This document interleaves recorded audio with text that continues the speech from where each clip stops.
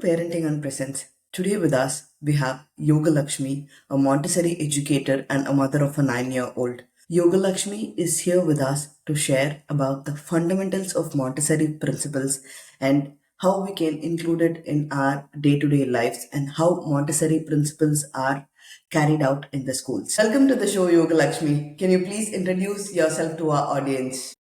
Thank you for having me, Kritika. I'm a Montessori parent primarily. I've have had experience in the past as a Montessori teacher. I've worked at a couple of schools as a Montessori teacher for 3 years. என்னோட calling towards Montessori happened during my pregnancy. I got pregnant. Then I started thinking about what kind of parent I would like to be, what kind of life I would want to provide for my child. So these questions, as I got deeper into these questions, I realized I don't have the tools necessary to guide a child, like to take full responsibility to understand and to guide a child. This is very much lacking in me. அப்படின்றது வந்து it was very very clear for me. So I started looking at self-help books in the beginning, and I stumbled into Montessori because at that time my elder sister was also pregnant. So I was helping her elder daughter go to a Montessori school. I was in charge of picking up and dropping her. And that's how my introduction to Montessori happened. And I got hooked because the way the teachers were engaging with the children, as I slowly got to know the philosophy behind it, I delved deeper into it. And I realized Montessori, it is not only limited to the children of age 3 and 6. It is actually, the philosophy is much deeper, much earlier, actually from birth. If you want, it can also involve your pregnancy period also, but from birth 0 to 3, that period is called the toddler period, like the babyhood that we call for a child's journey. So that part of the period is considered as very crucial in Montessori and in many child neurologists or child pediatricians journey, like they all learn about how important that period is. So I started studying that. Like, I did my course in North American Montessori Center. It's an online course because of I was pregnant. I couldn't go to physical class. So I started doing it, and the methodology, more than we have this misconception that Montessori means activities. It really isn't. It's like you have to understand the child. You have to prepare yourself to meet the child. You have to prepare yourself to offer the child the best possible version of you. So I started that. During my pregnancy, I didn't bother about my cramps, my this or that. I started preparing myself as a parent. And that really, from there, my journey has always been guided within this philosophy. Even if I have questions, I always come back to it and I find the answers are always there. So that's how my journey started. Thank you so much, Yoga Lakshmi. It was so wonderful to hear your journey and the awareness you had during your pregnancy period on the what kind of a lifestyle you wanted to give to your child right from her birth. It is so amazing and it is so inspiring for the parents who wanted to get pregnant or who are in the middle of their pregnancy journey. Can you share us in detail what this Montessori philosophy is all about? Okay, Montessori philosophy, when we use the word philosophy, it implies a set of ideas that doesn't have scientific backing. So, us Montessorians, we would prefer it if we say Montessori pedagogy. But, I understand it's very much easier to go with the word philosophy. So, further moving ahead, we will use the word philosophy. But I would like for the viewers to understand it is very much backed by scientific application methodology. This methodology was propagated and founded and created by a scientist, by a doctor herself, Maria Montessori. So, the philosophy, when we say Montessori philosophy, in a nutshell, it means follow the child. you know it's not just limited to education. That is a very huge misconception that we have. But even if you take education, education implies that you have something to teach to the child. You know something much more better than the child, that you are giving to the child. You're asking the child to just listen and take it up. But for Montessori, as Montessorians, it is much more than that. We follow the child. We understand that every child, every single child, is born with an innate need to learn. We don't have to teach them. We don't have to tell them the importance of learning. They are born with it. All human beings are born with that innate need to learn, to understand the world around them, to function in a way that they can be a contributor to the community around them, to the larger global world around them, to become custodians of the earth itself. These are all like, it is there. We are all born with it. And Montessori acknowledged and recognized this in each child. And from there we move. Like, we understand, we look at the child as a gift. So when we offer the child lessons, activities, or even ourselves, we make sure we do a lot of preparation within us, that we do a lot of preparation, months, sometimes even years, to remove the ego, the adult ego within us. So when we step to the child, we are just facilitators for the child. We are like, we know that you have a path ahead of you. You will learn. We trust that you will learn. You're not lacking in intelligence. You're not lacking in skills. You will get there. Let me show the way. Like, and it is not like this is the only way. The way is littered with tools for the child. The prepared classroom in a Montessori school is filled with tools for the child, that then the guide, the trained Montessorians, we will show the child how to work with it. And that's it. And then we step back. And even when we present, we ask the child, would you like this? I'm interested in showing this activity for you. Would you like to join me? Is this something that is interesting you? So, and even when we approach a child, for example, like a 3-year-old, we are approaching the 3-year-old to give, for example, a vocabulary lesson. You know how we'll approach? We'll say, I noticed the other day that you took a lot of interest in observing the flowers around the garden. Would you like to know their names? I have some pictures, we can learn their names. And if we, because we are observing, like the first tool that we are taught is observing the child. We have to observe, we have to come up with ways where we can show the child to use the skills of language, skills of math, skills of cognitive categorization, segregation, all of that, to then understand the world around it. So the philosophy is just this, in a nutshell: follow the child. Do not let the adult ego interfere with your approach to the child, and trust the child.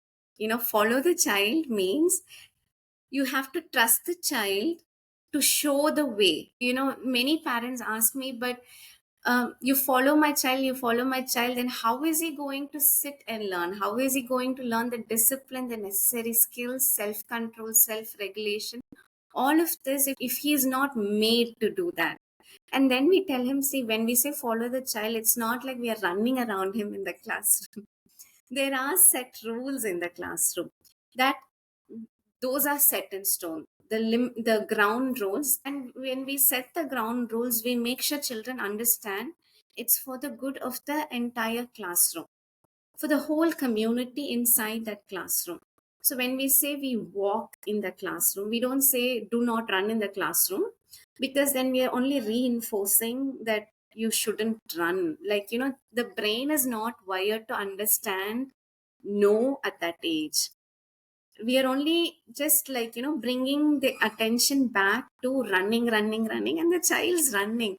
We are thinking the child is pushing our boundaries. It's just that we've not given him the tools to let him know that what is acceptable in the classroom. So we say, please walk in the classroom, walk in the classroom. And if the child is still running, we either sit back and observe. Does the child need more time outdoors to expend his energy? If that is the case, we invite him to go outside, play. Like, all those excess energy that's stored inside his body, he finds outlet for those things. And then when he comes back, we find he's so much more settled. And then when we ask him to walk in a classroom, he will walk. And even then, if he forgets in his excitement to go to an activity, in his excitement to work with it, or in his excitement to show his friend that he's written a sentence, if he's running, we again remind him and we ask him, why do you think we should walk in a classroom? And then he'll say, so as to not disturb the others, so that the younger children would learn from me, that I'm a model for them. So these are like a very tiny everyday example that I'm telling you, for you to get a sense of what the layers of learning that is happening in a Montessori environment. So the philosophy is to follow the child, give the child the freedom of choice within limit. Freedom doesn't mean even for us, freedom doesn't mean it we are allowed to do what we want. We can get away with doing things that we can without consequences. That is not the concept of freedom. Freedom without responsibility is anarchy.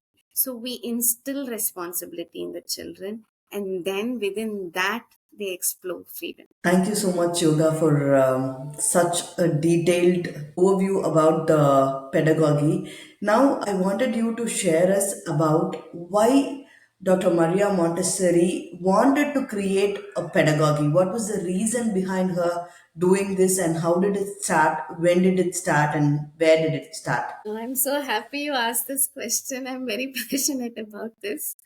So, Maria Montessori, initially, the time period that she was born in, it was around the early 19th century, 1860s, 70s. So that was the period that she was most active, the early 1900s also. So at that time, you have to understand, women were not as active in the public sphere as we are now. So to give you an idea, she's the first woman to to graduate as a doctor in Italy. And she did that against so many odds. Her peers were giving her such hard times. She was not allowed to dissect the cadaver to learn, because, the men felt that it was offensive to have a woman around with them while dissecting a naked cadaver. So they wouldn't allow her inside, and she would resort to doing it in the middle of the night, either in a candlelight near a cemetery. She never gave up. you know um so against so many odds, she came through. She vanquished so many prejudices. She was the first woman to address the peace conference after World War II. So many things. She is not just a philosopher. Like, when we say philosopher, we think of these spiritual gurus, but she was more than that. So first and foremost, she was a doctor, like a really serious doctor, recognized all over the world for her work in pediatrician, women's health, and cognitively challenged children. So her research as a scientist started when she started working with her mentor in an asylum for mentally disabled children and adults. It was there that she started implementing materials. When we say materials, the materials that you would normally see associated with Montessori. It was there that she started implementing the materials, designing them, coming up with ideas with her observations, like looking at the patients. She came up with ideas that would ask the patients to use their sensorial aspect of the brain, that would ask them to use their sight, the sense of sight, sense of touch, sense of sound. So all of this. So each material was designed for that. When This I'm talking about cognitively disabled children. She realized the more the patients use their bodies, use their senses, more complex activities given to them that challenge them to use their senses to finish that activity, the more settled they become, the more normalized they become. Within the spectrum of cognitive disability, like very few are in the very, like, the very hard spectrum, like something is really wrong with the way the brain has developed. Very few handful of cases were like that, but most of the cases it was only that the children, the adults were not given enough opportunity to use their sensory input, to use the sensory use the sensory information that they were getting. So it was more like the bodies were not used. They were not allowed to move around, they were not allowed to touch different textures, they were not allowed to look at different colors. They were just trapped in a asylum, like a sterile environment where even a small breadcrumb fascinated them. They were that deprived for sensorial input, like the that we humans need, right? So that was actually her primary work. She was a scientist, and people all over the world, from Europe, from Asia, from North America, they were all coming to her to hear her speak, to listen to her ideas. And they were all reading her papers that were published in the medical journals. So she was at the top of her game. And during that time, she got interested in pedagogy. Pedagogy is the evolution of education from the beginning of human civilization. So she was doing a course in college, and she volunteered to audit for the library. So as she was auditing the resources, she went through 200 years of history of how education evolved. And not just that, like the philosophers behind that, the philosophers who influenced those educational philosophies, from Socrates, from the Indus Valley civilization, Aryabhatta, everyone. She went through every manuscript, everything. And she realized that in this last century is when industrial revolution happened. That was when education was confined to a classroom, was confined to benches, was confined to a power hierarchy. So that was when she realized, okay, this is what has happened through the years to meet the productive outcome, like the mass outcome, mass production of the industrial revolution. It has filtered into education system, so that even that is mass produced. So then she started questioning things. She was coming up with certain theories on her own. Unfortunately, she got a chance. At that time, Italian government were putting in many reforms, social reforms, economic reforms, educational reforms. And that when that was happening, a lot of migration happened. Many people moved from the villages to the cities of Italy, towards Rome. And what happened was, when this mass migration happened, many builders, they started investing in a lot of housing projects.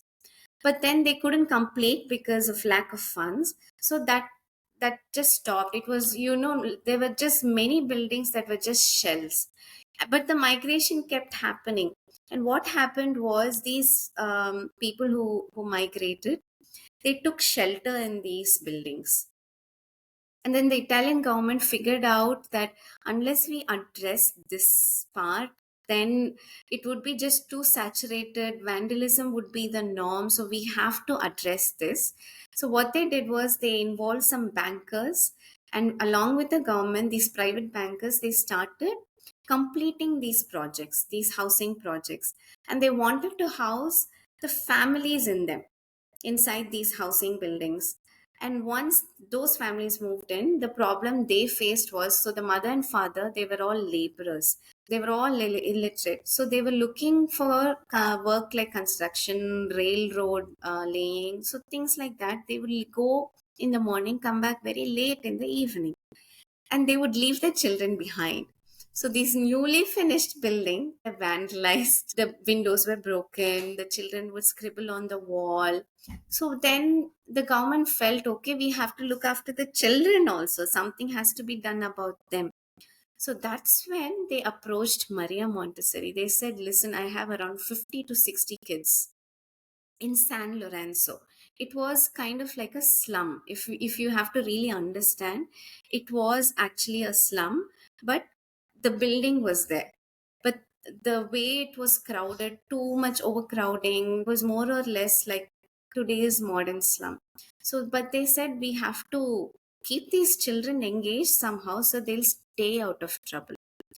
So Maria Montessori took it up. She said, okay, I'm interested in this. I'll take charge of the children. And she faced a lot of flake for that, because here is a world renowned scientist, world renowned doctor, giving up her eminent position at a clinic, at a college, and she's going to go where? To work with the children in the slums. This was the attitude she was getting. I mean, look at you. You've broken so many glass ceilings, but you want to go work with the children. And what is that you're going to? They're not even cognitively challenged, so your work is not going to be recognized. What are the papers that you would publish in the medical journal? These were the questions she was getting from her colleagues, from her peers, these sort of judgment. But she said, no, I'll hold on to my job at the clinic.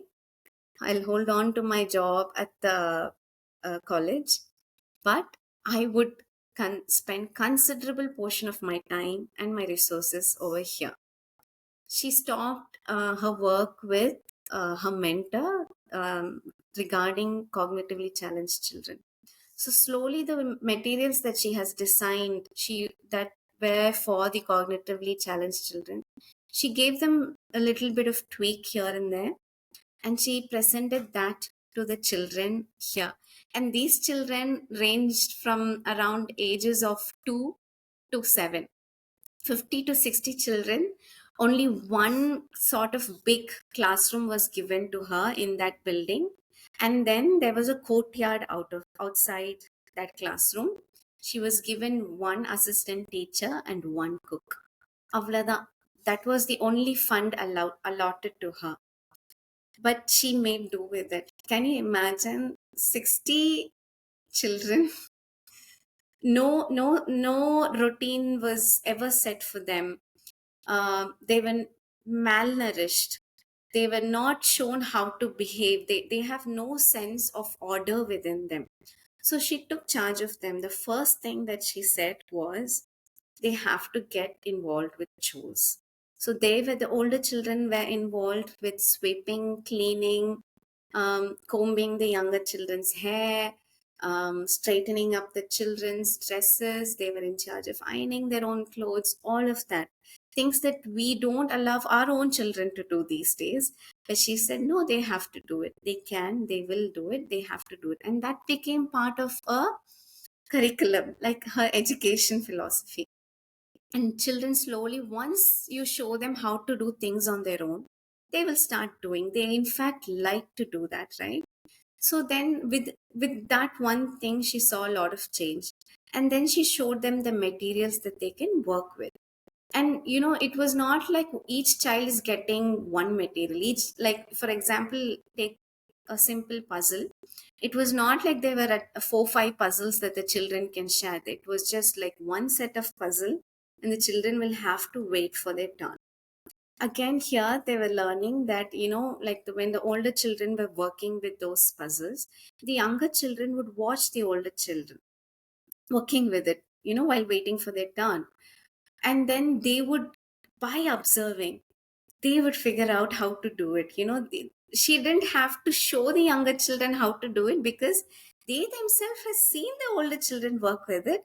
And once they got the material in their hand, they just started working on their own. And this was another observation, another discovery she had. Okay, so when mixed age children are working together, spontaneous learning is also happening. And then Slowly, like this, with each observation, beginning with self grooming, beginning with bringing in a routine, even simple things like washing hands. These children, they had really dirty hands. Instead of saying, oh, your hands are really dirty, go wash them, she showed them how to wash. She's like, come with me, let's all wash our hands.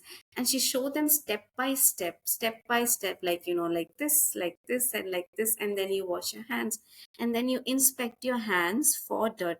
Oh, you see a tiny dirt there, come, let's go wash our hand again. And then that dirt is scrubbed off.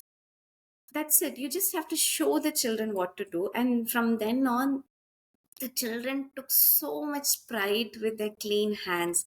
They would even, in a couple of journals, if you start reading about her, she would tell parents come to her with so much happiness and tell them, my child, she's so happy that she can wash her own hands, that when I come home, she teaches me that I should wash my hand.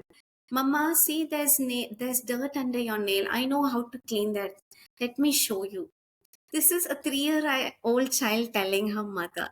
So, these kind of feedback that she was getting from her parent, from her assistant teacher, from the cook, all of these observations she started compiling.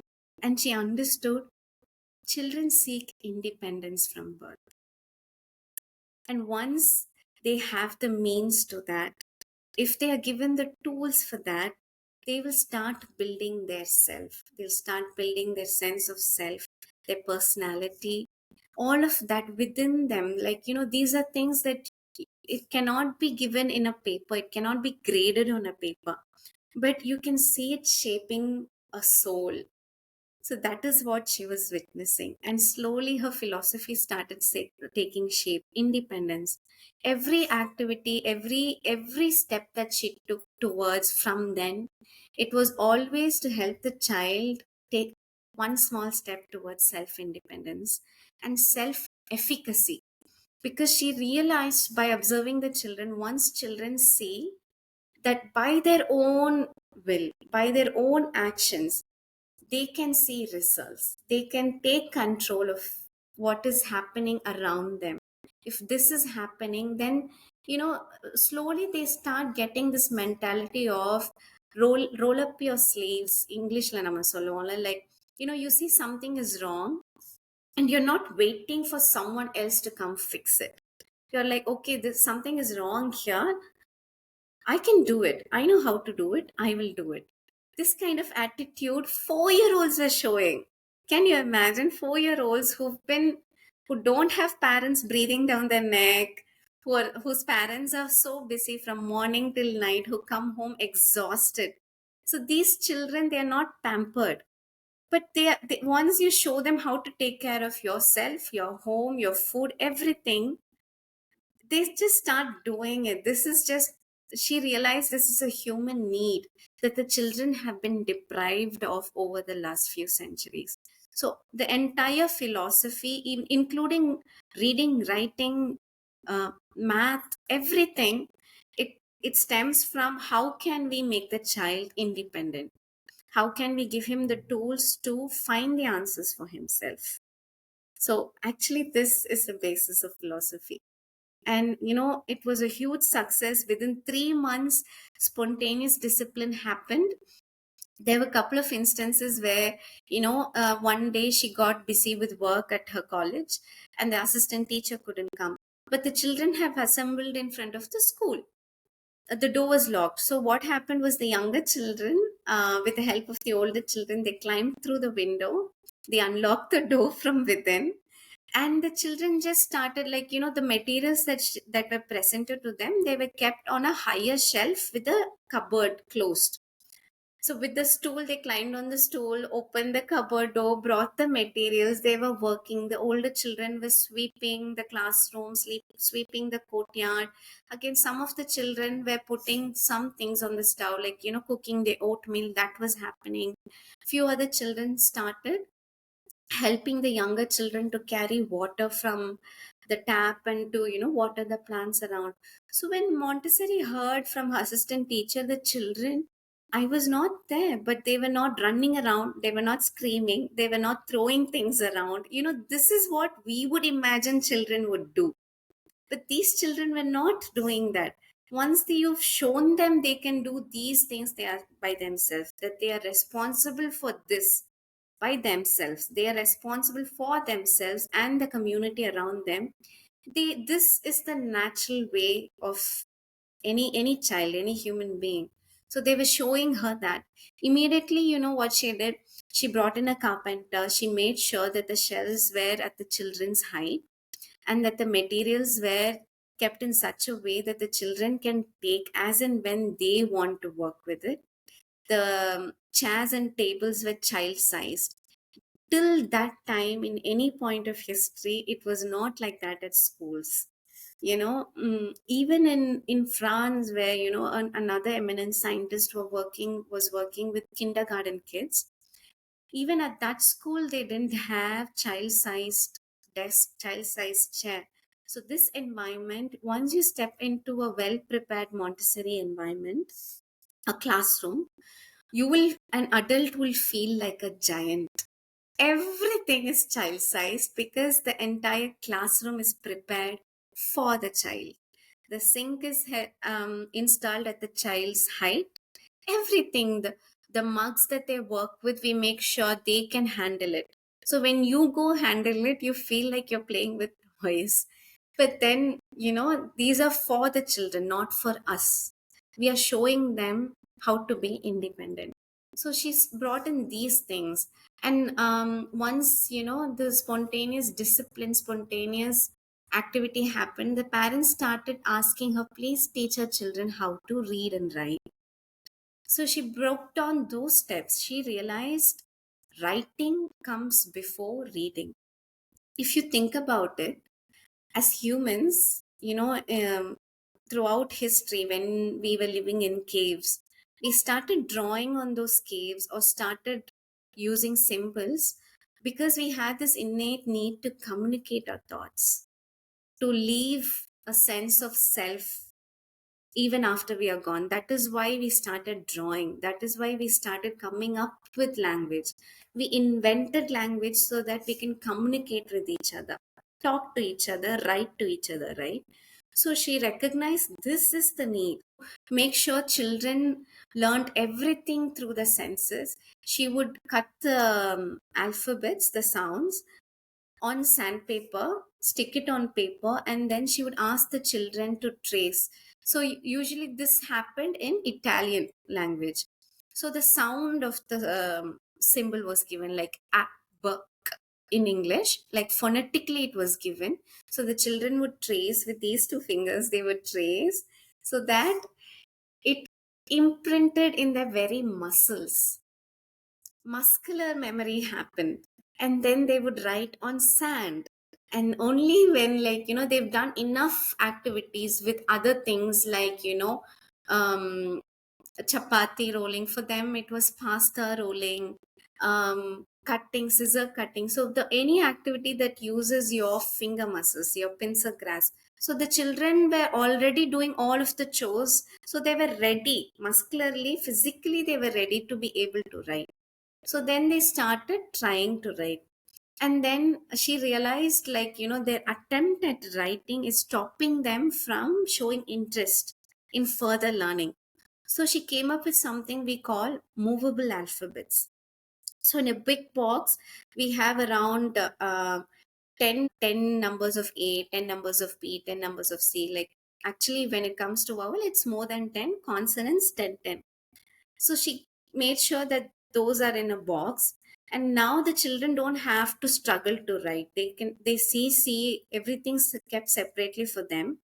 And now that they know the sounds, they're trying to blend the sounds, and they started writing using the mobile alphabet. They saw a cat on the courtyard. It's like cat, they'll keep the tail, they take the C and keep it on the mat. And then A sound.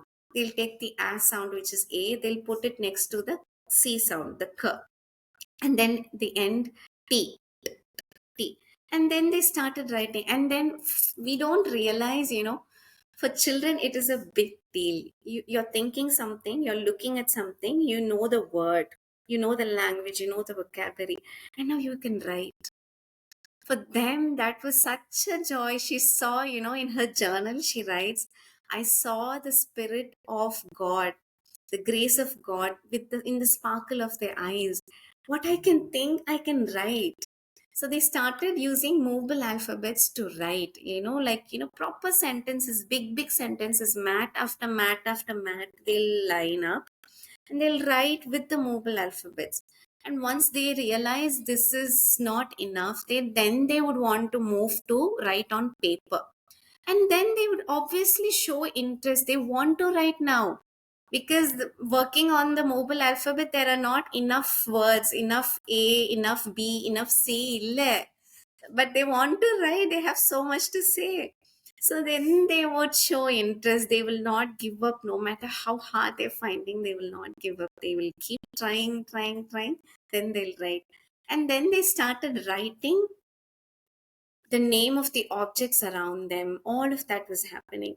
And then she said, okay, now that they are comfortable in writing, I should ask them to move towards reading. So she started labeling the activities in the environment, like, pink tower, brown stairs. She'll label and she'll keep it in front of those things. And the children realized it's so easy for them. They can just go blend the sounds and read, and spontaneous reading happened without any effort, any struggle between the child and the adult. This is what we mean when we say every child is born with the innate urge and drive to read and learn and do all of the things that we expect the children to do. It's just that we have to give them time. We don't have to have a set of checklist. By the age of 4 he should be done doing this, by the age of 5 he should be doing this, by the age of 6 he should be doing this. None of that should be there within the adult. We just guide the children, like, once they see the purpose of writing, once they see the purpose of reading, they would want to do it. Like, you wouldn't believe the interest that they show. And she recognized, she saw all of this through her observation. She will again change some things in her material. She will create more things. This is how her philosophy was born. Her primary tool was observation. She would observe the children. She will step aside and she'll just observe the children as they are. She'll look at them for what they were showing her. And from there, she trained the teachers. She created the materials, created the philosophy. Once it was a huge success, many countries started implementing them. She traveled from one country to another, all over Europe, all over Asia. She came to India. She stayed here for a considerable period of time during World War II. And so that's how it spread across the globe, and it's been 100 years. And so throughout so many years, across so many culture, we still find it, all of us, that it is still relevant because it is always tailored to the human tendencies of the child, not to the curriculum. So that is how the philosophy was born. Thank you so much, Yoga, for sharing about the beautiful journey of Dr. Maria Montessori. It was so mind blowing that something that started small has evolved so much in the period of over 100 years. To be continued in the next part.